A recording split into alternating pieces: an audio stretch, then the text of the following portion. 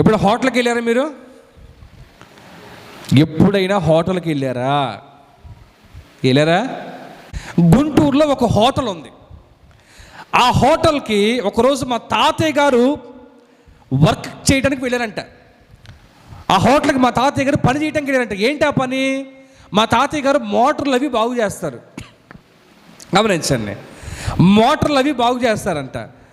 అయితే మా తాతయ్య ఒకరోజు ఆ హోటల్కి వెళ్ళి వెనకాల మోటార్ పాడైపోయింది వెళ్ళి ఆ యొక్క పని చూడంగానే మా తాతయ్య వెళ్ళి మోటార్ ఓపెన్ చేస్తున్నాడంట. మోటార్ ఓపెన్ చేస్తుంటే మా తాతయ్య పక్కనే ఒకటి దోశలేస్తున్నాడంట. కిటికీల నుంచి 2 మినిపే అని సౌండ్ వినిపించిందంట. ఓకే అని దోశలు పెనబడదు కదా, చెయ్యి కొంచెం దూరంగా ఉందంట, చేతికి బకెట్. ఆ బకెట్ అందుకోట మానేసి ఇలా వేసాను చెమట. ఆ ప్రేమిస్సన్ సౌండ్ రాగానే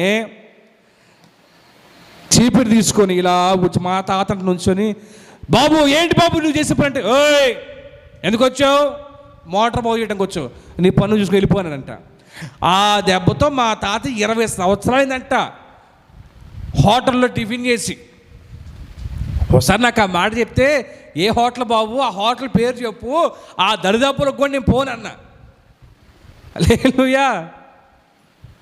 కలుషితము చేయబడింది కాదు దేవుడు మీకు పెట్టి ఆత్మీయ ఆహారం. కలుషితము చేయబడిందో లేదా ఎలా పడితే అలా తయారు చేయబడిందో, తనకు తానుగా వచ్చిందో కాదు దేవుని వాక్యం.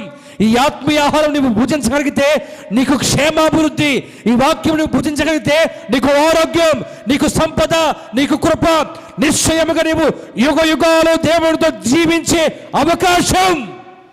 ఆమేన్.